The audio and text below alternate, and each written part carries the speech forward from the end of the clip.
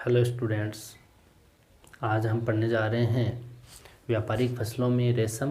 हमने कपास पढ़ा, जूट पढ़ा है, हमने गन्ना भी पढ़ा है। इसके बाद में व्यापारिक फसलों के अंदर हम बात करेंगे रेशम की, सिल्क।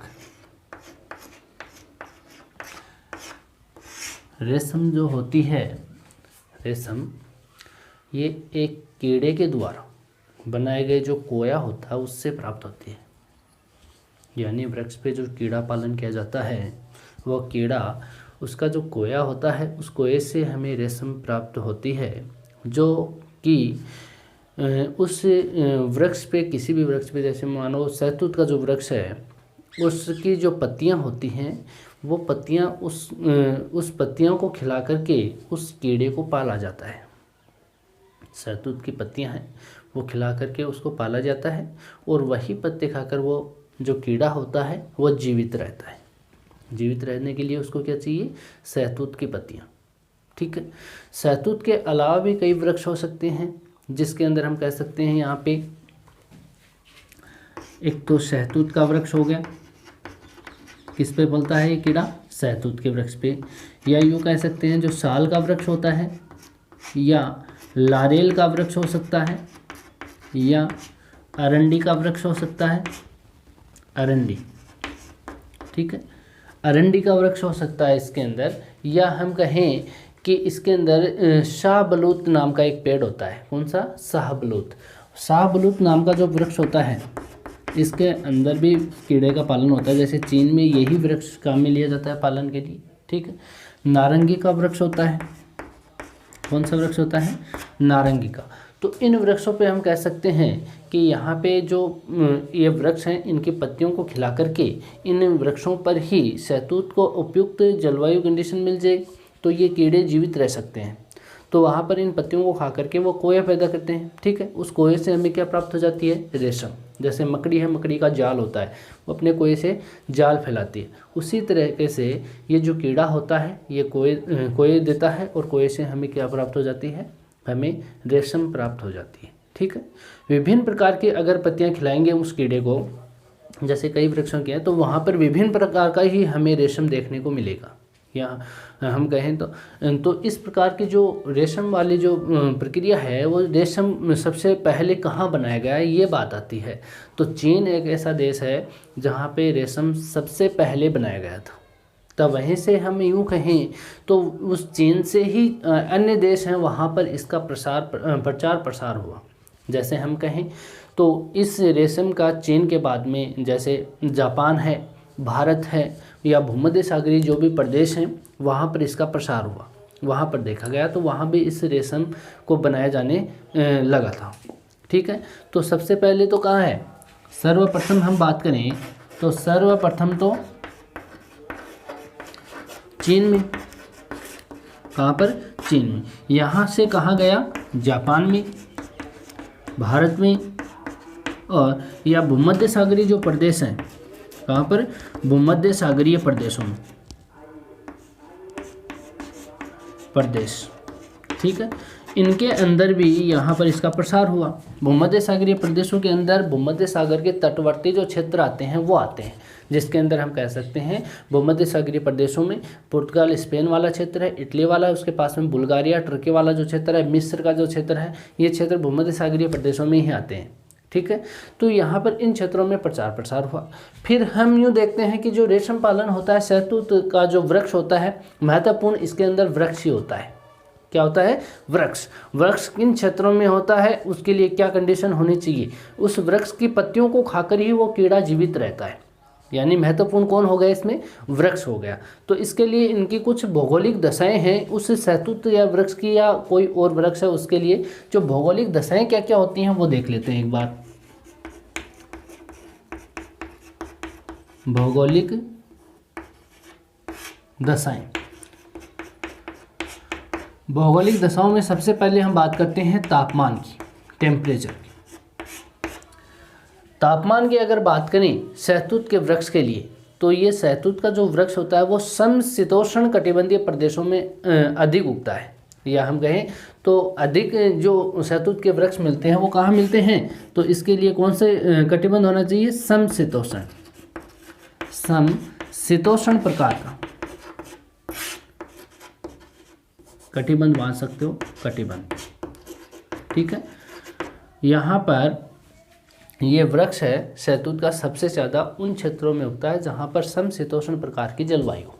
ठीक है, जिसके लिए क्या चाहिए, गर्म शीतोष्ण जलवायु चाहिए या उष्ण कटिबंध चाहिए। इसके लिए सबसे बड़ी बात तो ये है, जो गर्म क्षेत्र होते हैं या जो उष्ण कटिबंध क्षेत्र होते हैं, वहाँ पर अगर हम बात करें तो जो क्षेत्र उष्ण कटिबंध वाला है उनके जो पहाड़ी ढाल होते हैं यानी पहाड़ी भाग होते हैं, वहाँ पे शहतूत को उगाया जाता है। इसके लिए हम कहें तो औसत जो तापमान चाहिए वो 13 डिग्री सेंटीग्रेड चाहिए। औसत तापमान कितना चाहिए, औसत तापमान चाहिए इसको 13 डिग्री सेंटीग्रेड। कितना चाहिए, 13 डिग्री सेंटीग्रेड इसको औसत तापमान की आवश्यकता होती है। ठीक है, पाला इसके लिए हानिकारक होता है। शहतूत के वृक्ष के लिए यहाँ पे देखें तो पाला जो होगा वो हानिकारक होता है, हानिकारक। अगर तेज़ धूप की बात करेंगे तो तेज़ धूप होगी वो भी इसको हानि पहुंचाती है।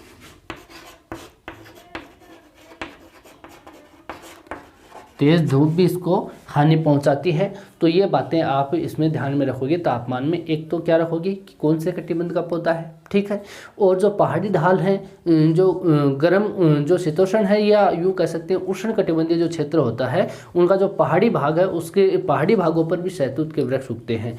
औसत तापमान इसको ये चाहिए, लेकिन ठीक है ऐसा तापमान है वहाँ पे शहतूत का वृक्ष उगाया जा सकता है। यहाँ पाला हानिकारक होता है, इसके लिए अगर पाला पड़ गया तो शहतूत का वृक्ष नष्ट हो जाता है, वहाँ पे रेशम पालन नहीं किया जा सकता और तेज़ धूप हानि पहुँचाती है इस वृक्ष को। ठीक है, दूसरी बात करते हैं वर्षा की। किसकी बात करते हैं, वर्षा। यहाँ पर इसके भौगोलिक कारकों के अंदर जो वर्षा है वो भी इसको प्रभावित करती है। अगर यहाँ पर वर्षा की मात्रा 75 से 125 सेंटीमीटर, औसत वार्षिक वर्षा जो है, औसत वार्षिक वर्षा कितने चाहिए इसको, 75 से 125 सेंटीमीटर। लेकिन शर्त है ये वर्षा समान रूप से होनी चाहिए। कैसे होनी चाहिए, समान रूप से होनी चाहिए। चीन और जो जापान है वहाँ पर जो वर्षा होती है वो गर्मियों में होती है और वो सबसे ज़्यादा उपयुक्त होती है, सबसे ज़्यादा लाभदायक होती है। चीन और जापान जो वर्षा होगी वो गर्मियों में ही प्राप्त होती है। ठीक है, तो यहाँ पर हम बात करें जो भूमध्य सागरीय जलवायु की, तो उस शहतूत के वृक्ष के लिए और रेशम के उत्पादन के लिए सबसे उपयुक्त जलवायु मानी जाती है।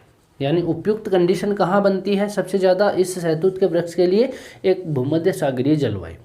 वहाँ पे ना ज़्यादा गर्मी होती है और न ही ज़्यादा सर्दी होती है, बीच का क्षेत्र होता है वो। ठीक है, तो उस क्षेत्र के अंदर सबसे ज़्यादा शहतूत के वृक्ष, ठीक है, जो रसदार जो वृक्ष होते हैं वो वृक्ष सबसे ज़्यादा भूमध्य सागरीय प्रदेशों में ही होते हैं। ठीक है, वैसे वृक्ष हम देख सकते हैं उत्तरी अमेरिका के जो कैलिफोर्निया प्रांत है वहाँ पर भी है, पेरू जैसे क्षेत्र में भी है, दक्षिण अफ्रीका के जो क्षेत्र है वहाँ पर भी है और दक्षिणी ऑस्ट्रेलिया में भी देखा जा सकता है। तो इस प्रकार के जो क्षेत्र हैं उन क्षेत्रों के अंदर शहतूत के वृक्ष अच्छी कंडीशंस में होते हैं। तीसरी बात करते हैं सस्ते श्रमिकों की। किसकी बात करते हैं, सस्ते श्रमिक।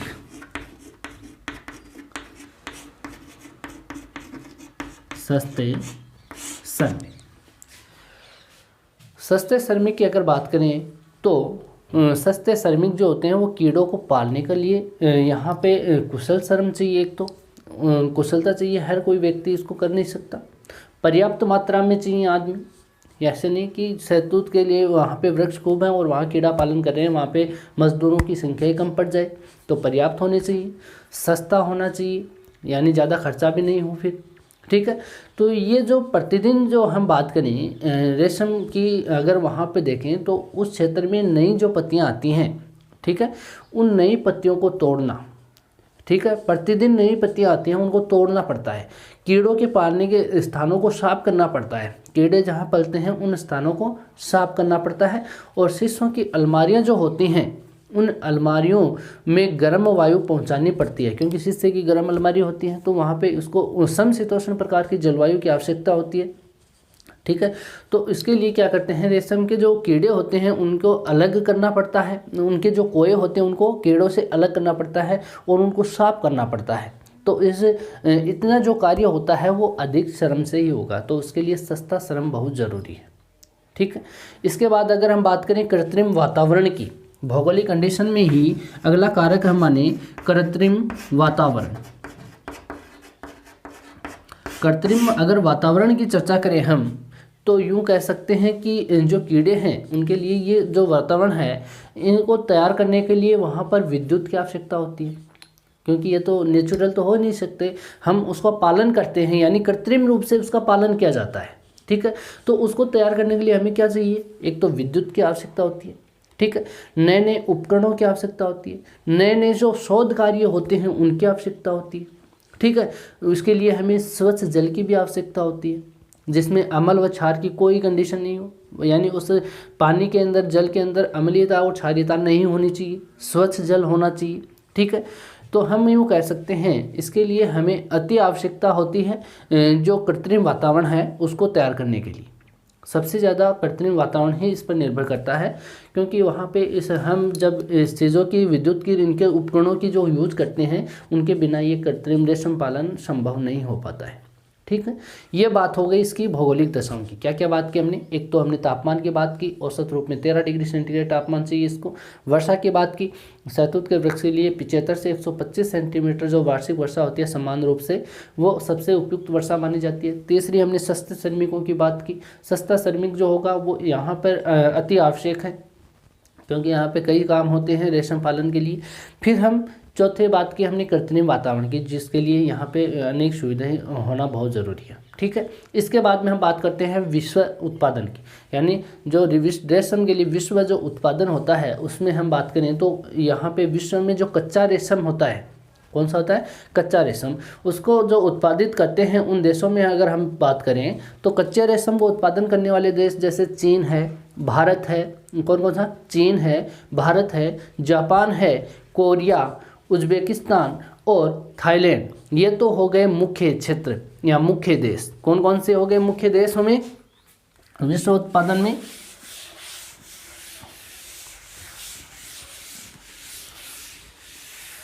रेशम के लिए विश्व उत्पादन की अगर चर्चा करें, विश्व उत्पादन में तो यहाँ पर कुछ देश हैं वो मुख्य हैं।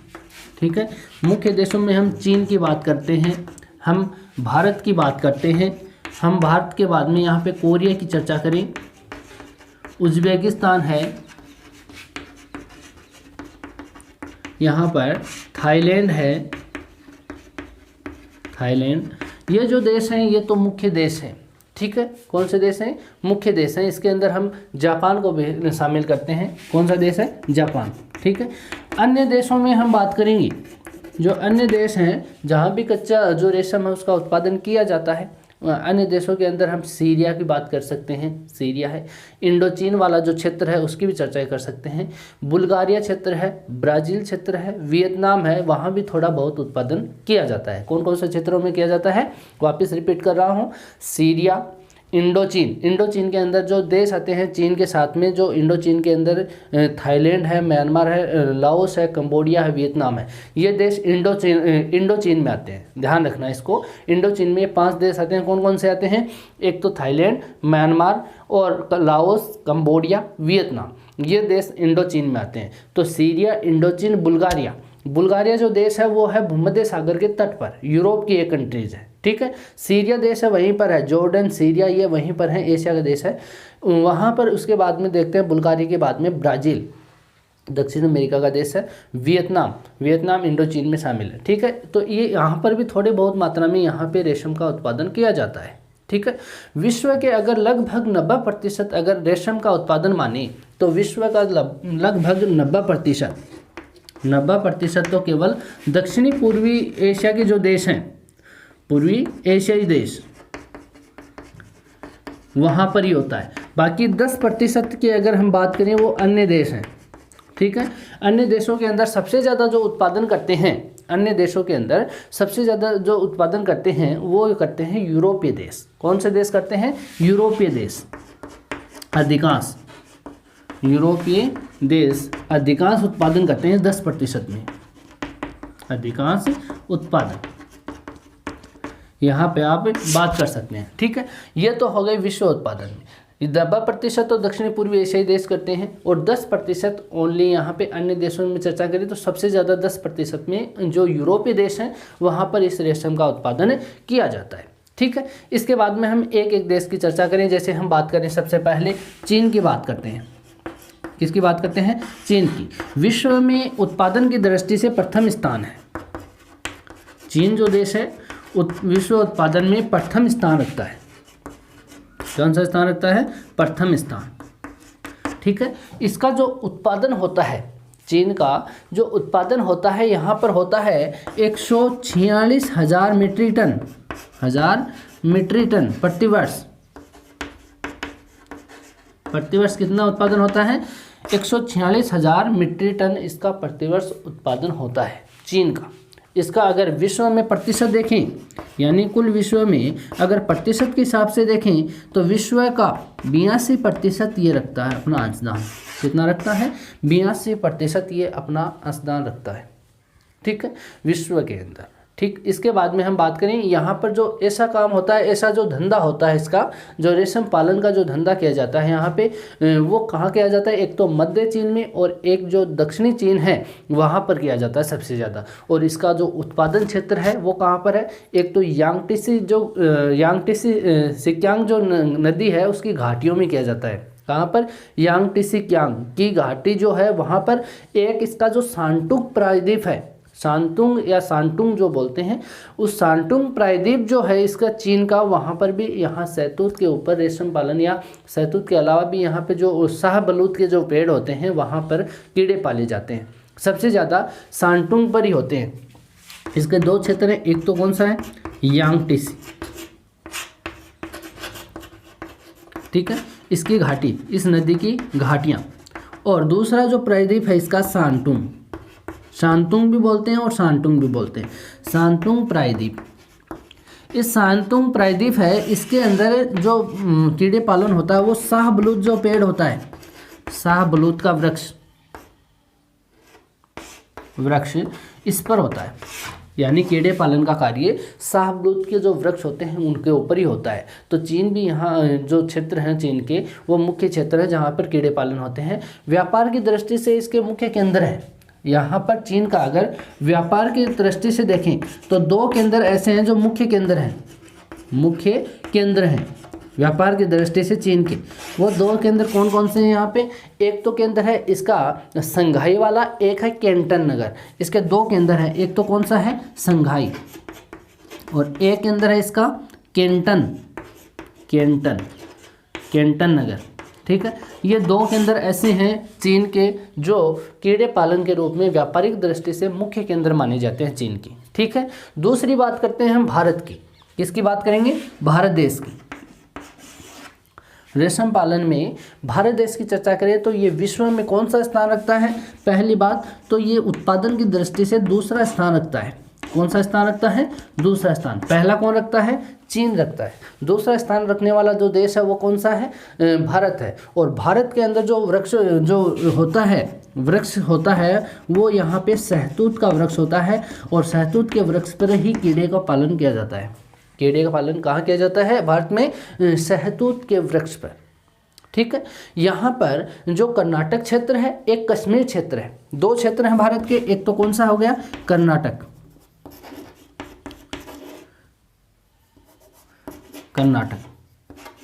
ठीक है, और एक कश्मीर। ठीक, ये मुख्य रूप से यहाँ पे रेशम का उत्पादन किया जाता है। यहाँ पर जो उन्नत कार्य होता है वो अच्छा होता है। और यहाँ पर जो कर्नाटक और कश्मीर में सबसे ज़्यादा अगर रेशम की बात करें तो भारत में अधिकांश जो रेशम होता है इन क्षेत्रों में होता है, जबकि कुछ मात्रा में असम में होता है, बिहार में होता है और बंगाल में होता है। कहाँ होता है? एक तो असम, बिहार और बंगाल। लेकिन यहाँ जो उत्पादन होता है रेशम का वो घटिया किस्म का रेशम होता है। कौन सा होता है, घटिया किस्म का, इसको ध्यान में रखना। असम, बिहार और बंगाल में जो रेशम उत्पादन किया जाता है यहाँ पे वो घटिया किस्म का रेशम होता है। यहाँ पर अगर भारत की बात करें तो भारत अगर विश्व के रूप में बात करें तो विश्व का कितना प्रतिशत उत्पादन करता है, विश्व का 16.1% ये क्या करता है, रेशम का उत्पादन करता है, जबकि चीन कितना करता है, 82% रेशम का उत्पादन करता है। यहाँ पर अगर इसका उत्पादन देखें भारत का तो यहाँ पर 28.71 हजार मीट्रिक टन इसका प्रतिवर्ष उत्पादन है। ठीक है, तो उत्पादन की दृष्टि से भी आप देख सकते हो कि भारत का जो उत्पादन है वो कितना है। ठीक है, तीसरा प्रमुख जो क्षेत्र है वह उज्बेकिस्तान। कौन सा है, उज्बेकिस्तान। तीसरा, इसका उत्पादन की दृष्टि से उत्पादन में इसका कौन सा स्थान है, तीसरा स्थान है। कौन सा स्थान है, तीसरा, जो कि विश्व का यहाँ पे उत्पादन देखें तो 1000 मीट्रिक टन उत्पादन कितना होता है इसमें, 1000 मीट्रिक टन। जो विश्व का प्रतिशत देखें तो विश्व में प्रतिशत कितना है, 0.6%। ठीक है, तो 0.6% इसका विश्व में क्या है, उत्पादन है, यानी इसका अंशदान है इसका 0.6%। और उत्पादन कितना होता है, 1000 मीट्रिक टन, और विश्व में स्थान कौन सा रखता है, तीसरा स्थान रखता है। ठीक है, अगला अन्य देशों की अगर बात करें तो अन्य देशों के अंदर थाईलैंड है, अन्य देशों में ब्राज़ील है, वियतनाम है, वियतनाम भी है जहाँ पर यहाँ रेशम उत्पादन होता है, कोरिया, ईरान और बांग्लादेश, टर्की और जापान, ये 2 देश हैं अन्य देशों की श्रेणी में आते हैं जहाँ उत्पादन होता है। कौन कौन से देश हैं, वापस रिपीट कर रहा हूँ, थाईलैंड है, ब्राज़ील है, वियतनाम है, कोरिया है, ईरान है, बांग्लादेश है, टर्की है और जापान है। इन देशों के अंदर भी उत्पादन होता है। अगर हम क्रम से अगर इनको देखेंगे, सबसे ज़्यादा उत्पादन से और कम उत्पादन की ओर अगर देशों की बात करें तो यहाँ पर जो जापान देश है वहाँ पर उस समय पहले की अगर बात करें तो जापान में उस उत्पादन की दृष्टि से प्रथम स्थान था जापान का। उसका विकसित होने का कारण क्या था कि वहाँ पर एक तो सस्ता श्रम था, दूसरा वहाँ की जलवायु है उपयुक्त जलवायु मानी जाती है, तीसरा वहाँ पर वैज्ञानिकीकरण है, यानी जो प्रक्रिया होती है वैज्ञानिक विधि से करते हैं वो। ठीक है, एक वहाँ पर सरकारी प्रोत्साहन अधिक है जिसके कारण उसका विकसित होना सबसे लाजमी था। और वहाँ पर सबसे पहले हम बात करें कुछ समय पहले की तो वहाँ पर विश्व का यहाँ प्रथम स्थान रखने वाला जो देश था वो देश जापान ही था। ठीक है, लेकिन आज देखेंगे तो आज यहाँ पर जो उत्पादन की दृष्टि से प्रथम स्थान है वो चीन का है। ठीक है, ये जो देश है ये देश निर्यात में भी प्रबल है। ठीक है, यानी यहाँ पर वर्ष में 3 फसलें ली जाती है, एक तो ग्रीष्म ऋतु में ली जाती है, एक शीत ऋतु में और एक बसंत ऋतु में, 3 फसलें ली जाती है रेशम उत्पादन, कीड़ों के जो उत्पादन होते हैं उसके रूप में। ठीक है, तो वहाँ पर हम कहें तो इस देश की अगर पहाड़ी ढालों की बात करें तो यहाँ पे शहतूत है वो काफ़ी वृक्ष यहाँ पे पहाड़ी ढालों पर, जापान में पहाड़ी ढाल है वहाँ पर सबसे ज़्यादा रेशम होता है वो शहतूत के वृक्ष पर किया जाता है। यहाँ पर अगर बात करें तो नागानो जो पहाड़ी है, एक क्वांटो जो मैदान है वो सबसे उपयुक्त माने जाते हैं रेशम उत्पादन के लिए। एक तो नागानो पहाड़ी है जापान की और एक क्वांटो जो मैदान है, क्वांटो का जो मैदान है वहाँ पर उपयुक्त मानी जाती है दशा। और सबसे ज़्यादा जो यहाँ पर अधिकांश जो उत्पादन होता है जापान में वो गाँवों में अधिक होता है। ठीक है, अब जो चीन का उत्पादन होता है वो सबसे ज़्यादा हो गया है, पहले चीन का नहीं था इतना, लेकिन अब प्रथम जो उत्पादन देश है वो चीन ही है। ठीक है, उससे पहले कौन था, जापान था। आज अगर बात करें जापान की तो अब जो जापान का स्थान होगा वो 11वां स्थान है उत्पादन की दृष्टि से। जैसे हम बात करें पहले नंबर पे चीन है, दूसरे नंबर पर भारत है, तीसरे पे उज्बेकिस्तान है और चौथे पे थाईलैंड है और थाईलैंड के बाद में ब्राज़ील है पाँचवें पे और थाईलैंड, चीन, भारत, उज्बेकिस्तान, थाईलैंड चौथे पे, पाँचवें पे ब्राज़ील, 6 पे वियतनाम है और 7 पर कोरिया, उत्तरी कोरिया की बात करें हैं और 8 पे ईरान है, 9 पे बांग्लादेश है और 10 पे टर्की है और 11 नंबर पे अब जो उत्पादन होता है वो जापान का है। तो 11 ये क्रम से देश हैं। वापस रिपीट कर रहा हूँ, चीन है, भारत, उज्बेकिस्तान, थाईलैंड है, ब्राज़ील है, वियतनाम, उत्तरी कोरिया है, ईरान, बांग्लादेश, टर्की और जापान। यहाँ पर इन देशों में रेशम का उत्पादन किया जाता है। ठीक है, इसके बाद में हम बात करते हैं यहाँ पे विश्व व्यापार की। किसकी बात करेंगे, विश्व व्यापार।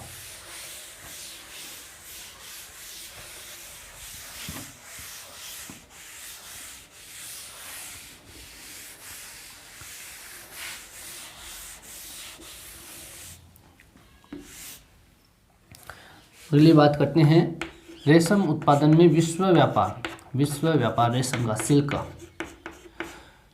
विश्व व्यापार के अगर दृष्टि से देखेंगे तो यहाँ पे अधिकांश जो निर्यात होता है वो ये तो होता है यूरोप में, एक होता है यूएसए में। तो सबसे ज़्यादा जो निर्यात किया जाता है, निर्यात में प्रमुख मान लेते हैं इनको, प्रमुख है एक तो यूरोप, ठीक है, एक है यूएसए।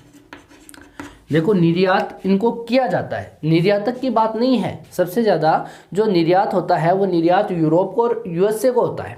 अगर हम निर्यातक देशों की बात करें तो यहाँ पे निर्यातक देश लिख सकते हैं हम, निर्यातक देशों में एक तो है जापान।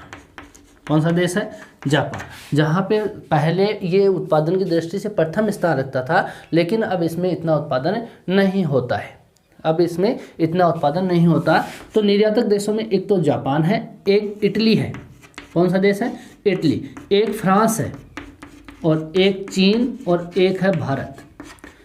एक कौन सा है? भारत। ये जो देश हैं, ये देश यहाँ पे निर्यातक देशों की श्रेणी में आते हैं, ठीक है। अगर हम यहाँ पे आयातक देश की बात करेंगे, यहाँ पे आयातक देश, तो आयातक देश के अंदर हम सबसे पहले ही कर लेंगे यूएसए, क्योंकि यूएसए के अंदर सबसे ज़्यादा रेशम का आयात किया जाता है। तो आयातक देशों में एक तो कौन सा है? यूएसए है। इंग्लैंड, यूरोप का इंग्लैंड देश है, वो भी यहाँ पे आयातों की दृष्टि से महत्वपूर्ण है। स्विट्जरलैंड जो देश है यूरोप का, स्विट्जरलैंड, वहाँ पर भी यहाँ आयातक देश के रूप में इसको मानते हैं। एक हांगकांग है, जो हांगकांग जो देश है वो भी माना जाता है आयातक देशों में। या यूँ कह सकते हैं अन्य जो यूरोपीय देश हैं, जिसमें बचे हुए आ जाते हैं अन्य यूरोपीय देश, तो इन देशों के अंदर यहाँ पर इसका आयात किया जाता है। तो आयात और निर्यातक देशों में आपको बता दिया है, निर्यातक तो जापान है, इटली है, चीन है, फ्रांस है और भारत है। जबकि आयातक देशों में अगर बात करेंगे यूएसए है, इंग्लैंड है, फ्रांस है, स्विट्जरलैंड है, हांगकांग है और अन्य जो यूरोपीय देश आते हैं वो आ जाते हैं, ठीक है। तो ये बात हो गई आपकी रेशम की सिल्क की। क्या क्या बात की हमने? रेशम के भौगोलिक देशों में तापमान पड़ा है, वर्षा पड़ा है, सस्ते श्रमिक, कृत्रिम वातावरण, ठीक है। विश्व उत्पादन में हमने कई देशों की बात की, जिसके अंदर मुख्य रूप से जो क्षेत्र है उनकी चर्चा की। चीन की हमने, भारत की है हमने, जो तीसरा उज्बेकिस्तान देश है उसकी चर्चा की। अन्य देशों में हमने कई देशों की चर्चाएँ की है, जिसमें हम थाईलैंड की बात कर सकते हैं, ब्राज़ील की बात कर सकते हैं, वियतनाम है, कोरिया है, ईरान है, बांग्लादेश है, टर्की, जापान जैसे देशों की चर्चा की है। जापान के रूप में कुछ हमने ऐसा भी देखा। फिर हमने विश्व व्यापार की दृष्टि से भी बात की, तो निर्यातक और आयातक देशों की हमने चर्चा ही कर ली है, ठीक है। ये टॉपिक इतना ही है, इसके बाद में हम बात करेंगे नेक्स्ट वीडियो में। आज के लिए इतना ही, थैंक यू।